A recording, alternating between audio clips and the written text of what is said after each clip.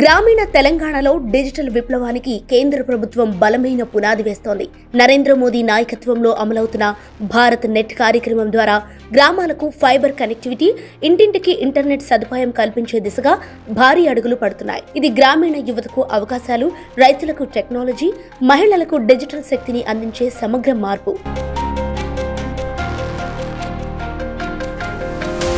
Bharat net programme కింద తెలంగాణలో phase 1, phase 2 అప్గ్రేడేషన్తో పాటు ఫేజ్ 3 పనుల కోసం కేంద్ర ప్రభుత్వం 3,189 కోట్ల భారీ పెట్టుబడులకు సూత్రప్రాయ ఆమోదం ఇచ్చింది. ఈ నిధులు పూర్తిగా కేంద్ర ప్రభుత్వమే వెచ్చించనుండగా గ్రామీణ డిజిటల్ మౌలిక వసతుల నిర్మాణానికి ఇది కీలక మైలురాయిగా మారనుంది.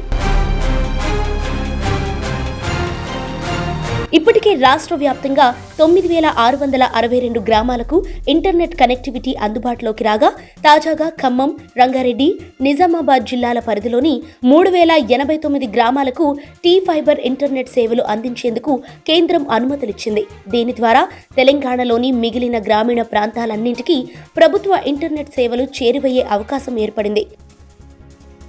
ఇప్పటి వరకు అమల్లో ఉన్న లీనియర్ విధానానికి బదులుగా ఈసారి కేంద్ర ప్రభుత్వం అధునాతన రింగ్ టెక్నాలజీని అమలు చేయనుంది.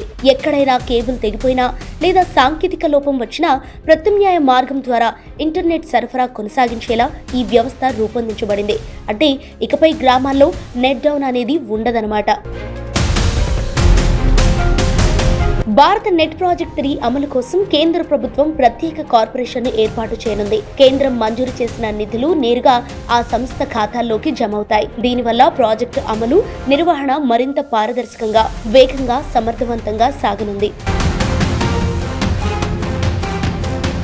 గ్రామీణ కుటుంబాలపై ఆర్థిక భారం తగ్గించేలా కనెక్టివిటీ ఖర్చుల్లో కూడా కేంద్ర ప్రభుత్వం గణనీయమైన రాయితీ ఇవ్వనుంది. Cable, setup box, internet connection, labour ఛార్జీలు సహా మొత్తం ఖర్చులో గ్రామ జనాభా ఆధారంగా ఒక్కో కనెక్షన్ కు చెల్లించాల్సిన మొత్తాన్ని కేంద్రం స్పష్టంగా నిర్ణయించింది. తొలి దశలోనే 2.93 లక్షల గ్రామీణ గృహాలకు టీ-ఫైబర్ కనెక్షన్లు అందించాలన్నది కేంద్ర ప్రభుత్వ లక్ష్యం.